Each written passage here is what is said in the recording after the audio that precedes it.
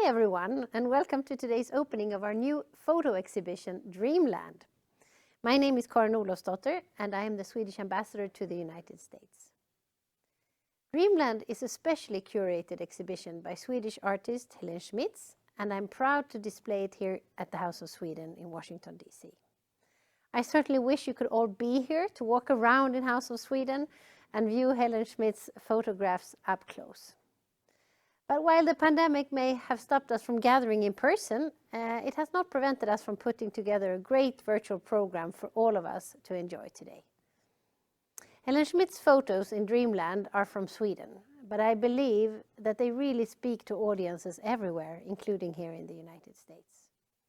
For the past decade, Helen Schmidt's work has been concerned with the human and technological impact on nature. And her work in Dreamland is both timely and very important. Biodiversity is declining at an alarming rate around the world because of climate change and human intrusion into natural habitats. Actually, 1 million species are at risk of disappearing altogether, many of them within just a few years, and the frequency of massive forest fires is increasing as well. In Sweden, the government has decided on an increased focus on biodiversity in its development cooperation. Biological diversity and valuable natural environments must be protected. We have also set ambitious goals for sustainability at home, such as becoming the world's first fossil-free welfare nation, and it is at the forefront of an inclusive green transition. But of course it is a challenge, and there is still much left to do. Being one of the world's wealthiest countries increases Sweden's overall environmental footprint. We need to be humble in what we have accomplished and also ambitious of what we want to achieve in the future. And combating climate change and its consequences is one of the defining global issues of our time. Helen Schmidt's photographs remind us of the urgency to act and also encourage us to find more common solutions for future generations. Well, with that in mind, I hope that Dreamland will evoke emotions, spark thoughts, and inspire debate. And I'd like to think that House of Sweden, where we are right now, is the type of meeting place that can foster dialogue about these difficult questions. House of Sweden welcomes debate and thoughtful discussion. It allows for reflection and self-criticism, which is very important. I really want to thank Helen Schmitz and our cultural counselor Helen Larsson-Posett for their work in curating Dreamland and also making it possible for us to showcase it to our American friends. Last but not least, a special thanks to Prins Eugens Valdemarsudde Art Museum and Fotografiska. So really, thank you again for joining us today, and I hope you enjoy the program. I am now happy to declare Dreamland open. Skål!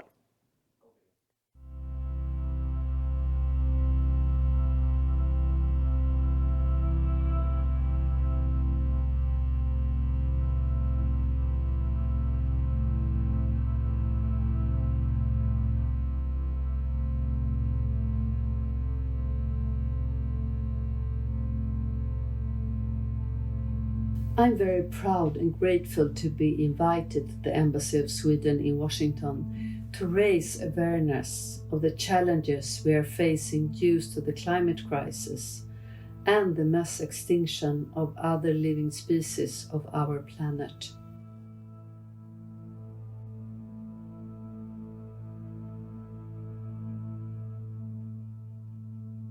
It's not only the wildfires, but it's also how we have so little left in Sweden of our old forests or natural forests. And what is actually disappearing is obviously also the birds and all the other living species that need also old trees and dead trees in order to survive. This photograph called Transitions is only a few weeks after the fire was extinguished. This place where I have done most of the photographs, this is now 4 years after the fire, and it has been turned into a nature reserve. I found it also beautiful to see how life slowly returned to this place.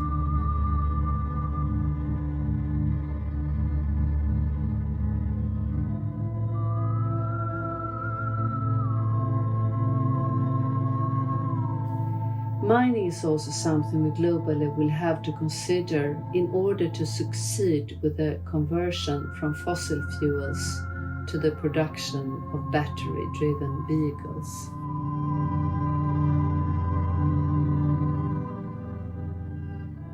Aitik, located in northern Sweden, is the world's most productive open-pit mine and Europe's biggest copper mine. I'm interested in the huge scale of this extraction.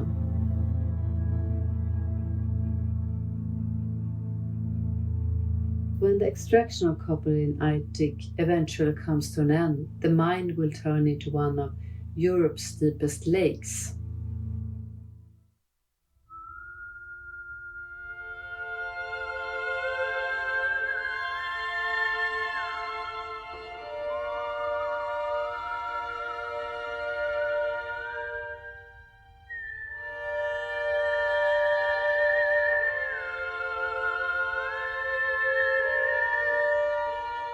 As a photographer, I work with a large format camera and it's analog, which also gives a lot of details in the image.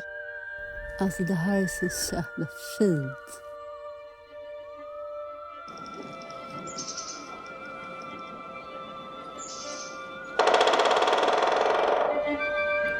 From having been a common species in the forest, there are today only a few white-backed woodpeckers left.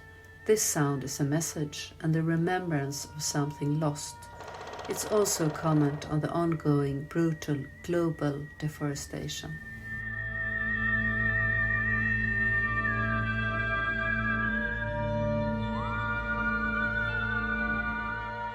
I'm interested in the doubleness.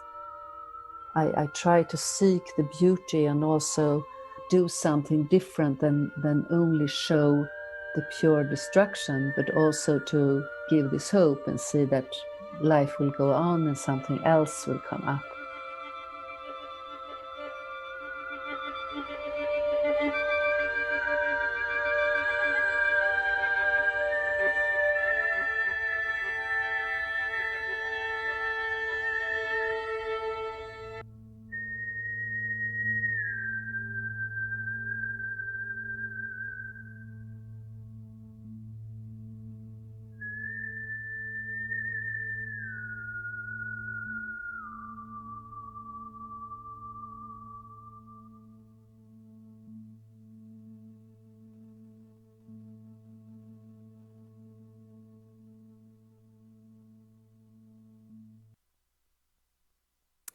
It is now my great pleasure to introduce our moderator for today's conversation, Miriam Malov. Miriam is the Managing Director in the Development and Outreach Department at Human Rights Watch. She's also the Director of the Art Plus Activism Program at Human Rights Watch. Miriam works with supporters in Europe and North America and is part of the department's senior management team. She served as the founding director of Human Rights Watch Germany's committee and helped to establish offices in 5 countries. Before joining Human Rights Watch, Miriam worked as a journalist in Africa, as a press officer for the United Nations in Dili, East Timor, as external staff member for the World Economic Forum, and as a farm worker on the kibbutz Nas Holim in Israel. Miriam holds a bachelor's degree and a master's degree from Stanford University. She was born and raised in Berlin, Germany. Miriam, over to you.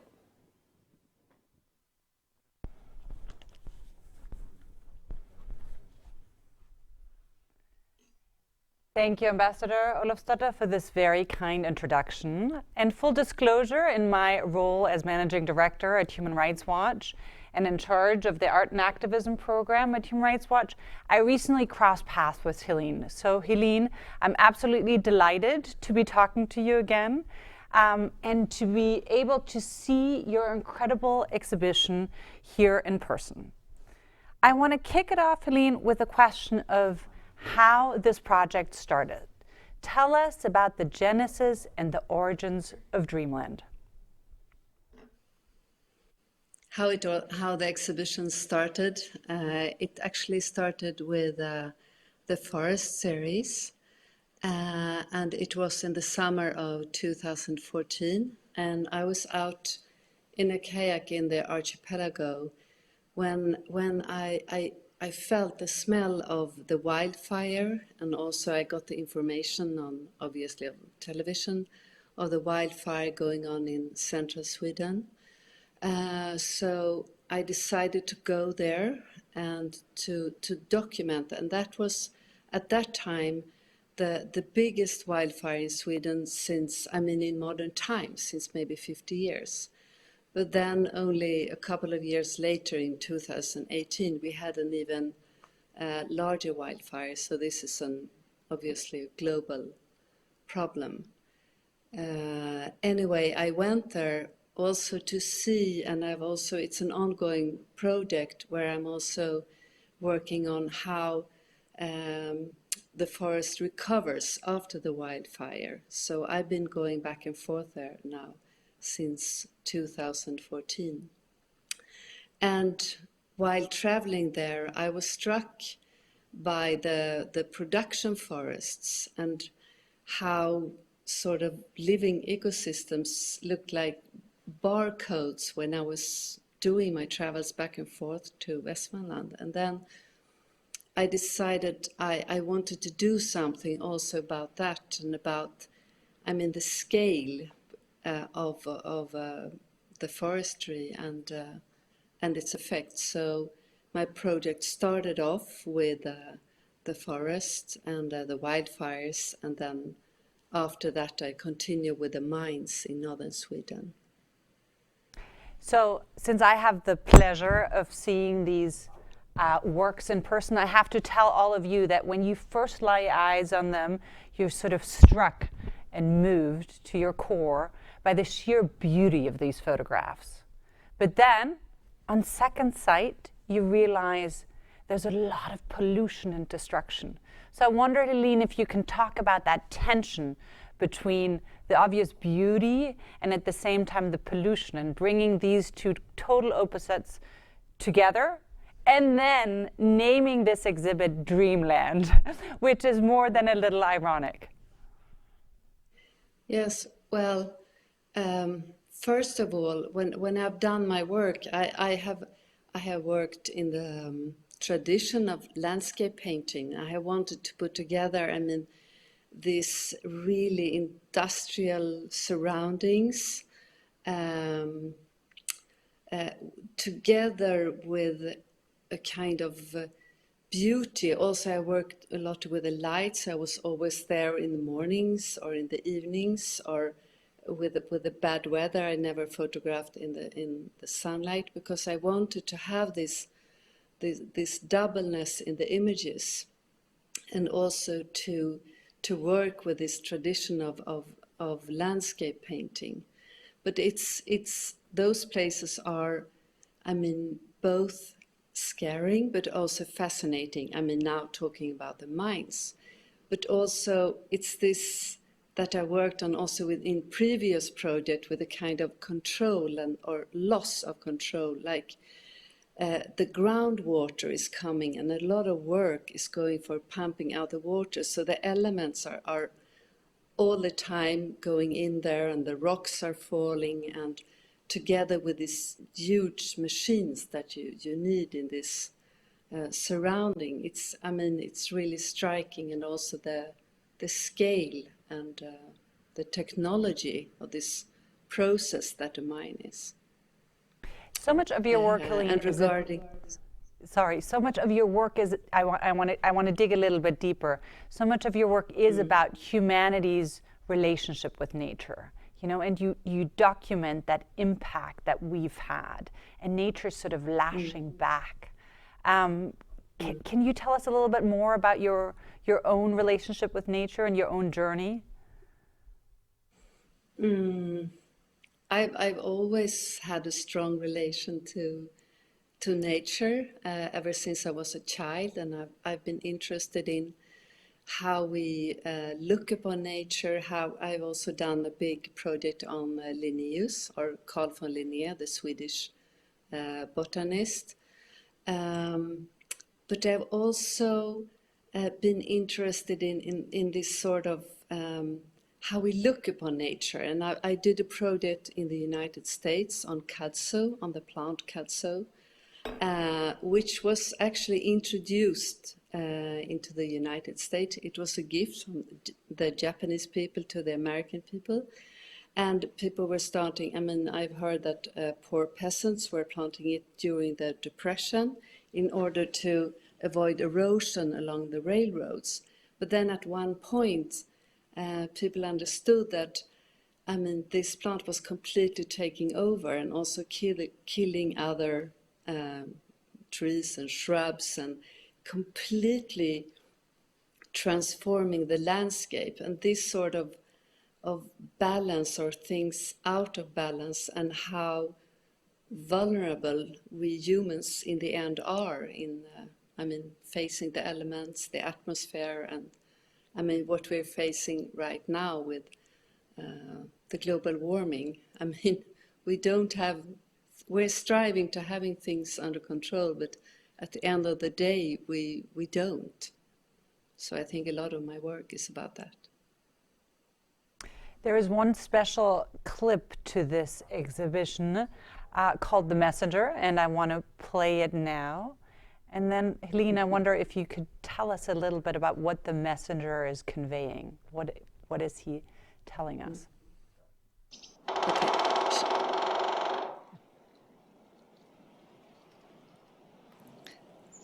So,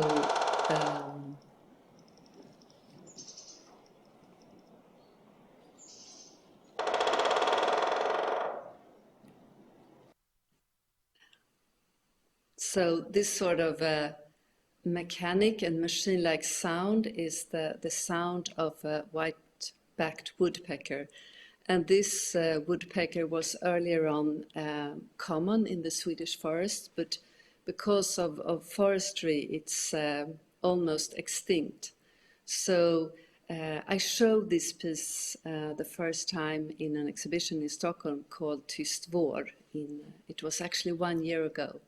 We were a group of artists that decided to do something outdoor because of the corona.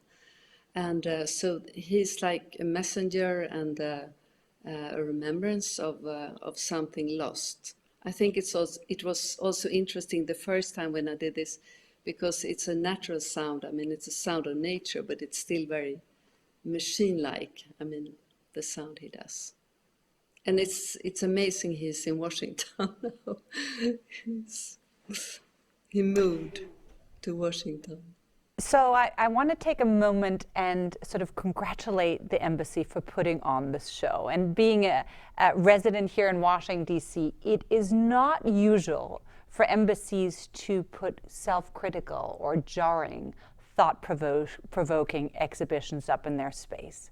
So, Helene, you know, is there a backstory? Can you tell us a little bit how you feel about being exhibited in the Embassy of Sweden, and what you hope people will take away from this exhibit? I think, I mean, I'm of course very proud and happy to have my exhibition in Washington, and I think right now could be an interesting movement for my exhibition and for the issues that I bring up.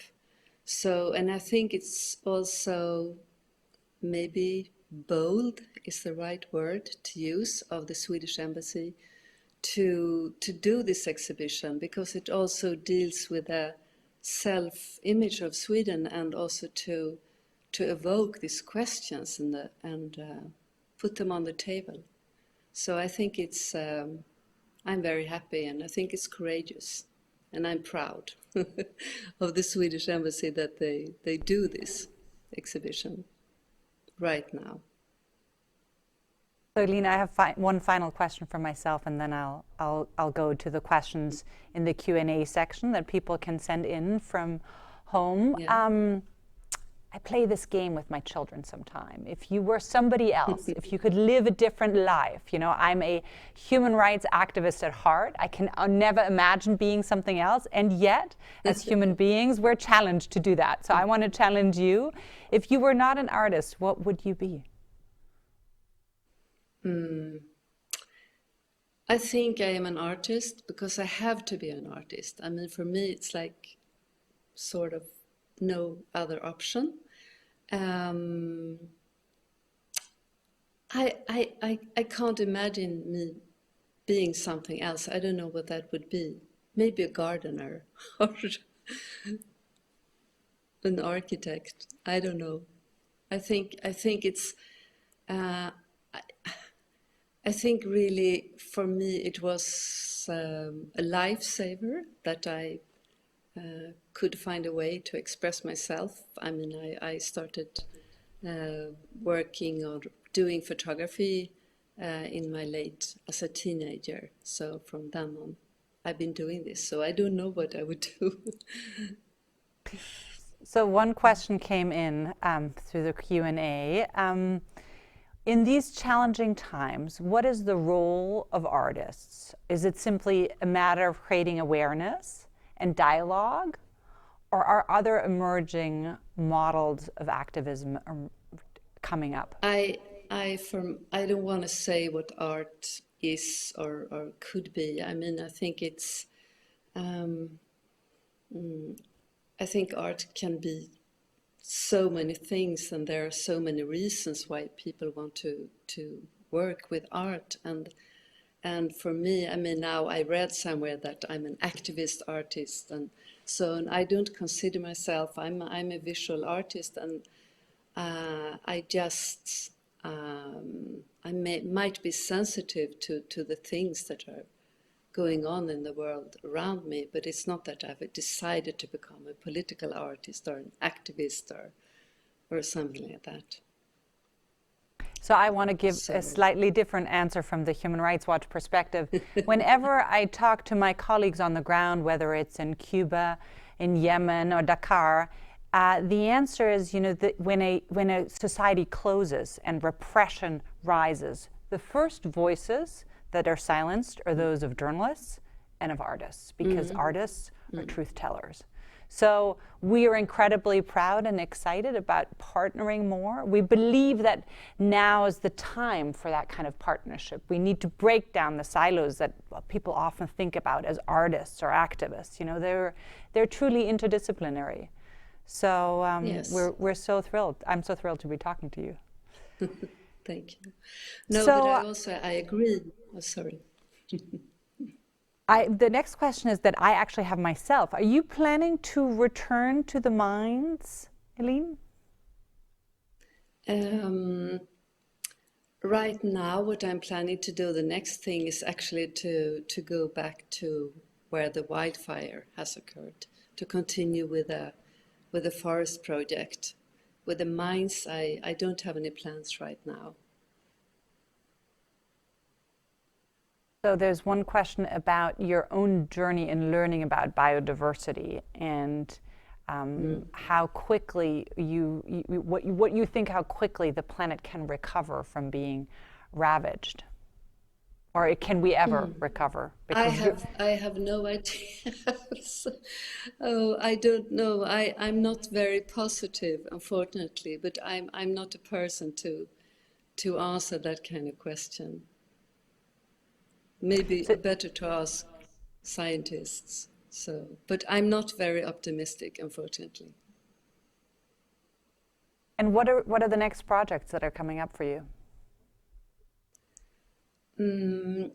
Right now, or I mean, I'm the forest is an ongoing project, but I just started. I mean, just before the corona broke out, well, I don't usually talk about my coming projects, but I'm doing a project on the sea. That will be my next, or the sea levels rising and the protections that we humans have to construct in order to protect ourselves from the rising sea levels. that's what I'm doing, planning. So one is a very Swedish question, which is asked in the Q&A. This person asks, Swedes have a very strong closeness to nature. Is it hard for you to witness environmental destruction?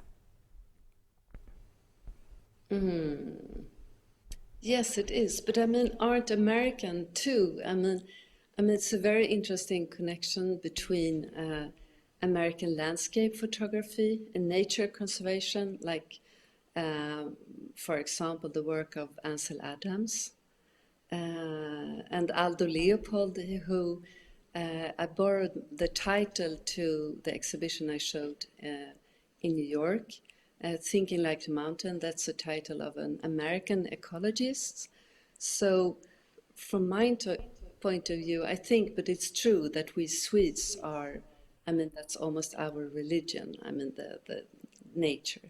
But I think also in the United States, and especially in the tradition of photography and landscape photography, my impression is also that you too have a strong relation to nature and nature conservation. I don't know. I think there are many different Americas and many different yearnings for conservation. The final question is whether you could talk a little bit about the micro and the macro perspective of your photography. And so again, since I've had the privilege of being here and going really close up, the details are absolutely mesmerizing. And I know you've used only an analog camera, is that right, for these shots? Yes, it is. And that's the technique I work with, because I work with an analog large format camera, either an 8x10 camera or 4x5. And I mean, the files are huge and you can see all the details. I mean, that's also why I have decided to do the photographs in rather large formats. But they also have a special kind of quality, and it's also another way of working when you're, I mean, working in field and doing landscape photography. It's very slow, heavy, ceremonious, and also very exciting, because you never know what you will come home with. And it's also, I like the physical quality of having the negatives, that I have them in a box. That it's not only in a cloud somewhere. It's very physical, and I kind of like that. All right. Well, I thank you so much. I'm gonna end on one more notion, which is to ask you, what do you want visitors to leave? What kind of emotions do you want them to leave this exhibit with? What feelings? What do you want them to take away? I think as an artist, when you have finished your work, it's like something you give away, and you can't control what people should feel or think, or I mean, as a spectator, also when I'm watching a work of art, it's a new process starting. So, I mean, of course, I want people to feel something and to experience something, and maybe to think also, and maybe to see things in a new way, because that's important for me to experience something in a new way, and maybe to experience the works and the topics and the subjects I'm working on, and see them in a new way. Well, to me, they're deeply moving. So I thank you for this conversation. It's been lovely talking to you, and enjoy it. I hope everyone gets a chance to see the exhibit on their screen, because it's truly a pleasure. Thank you.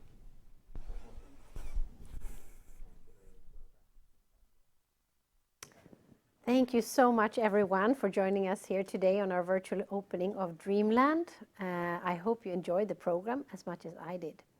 And special thanks to Miriam Maloff, of course, for moderating today's conversation, and to Helen Schmitz for participating from Sweden. House of Sweden is committed to enriching the relationship between Sweden and the United States by sharing our cultural scene with the local community. And I'm really proud to display Helen Schmidt's photography here in Washington, D.C. House of Sweden is currently closed to the public, but we hope to reopen really soon. So in the meantime, starting on Saturday, the embassy will offer virtual tours of Dreamland on the weekends. So take the opportunity to participate if you are interested in learning more about Helen Schmidt's photography. Thank you and again, and really enjoy the rest of your evening. And I hope to see you in person soon. Take care.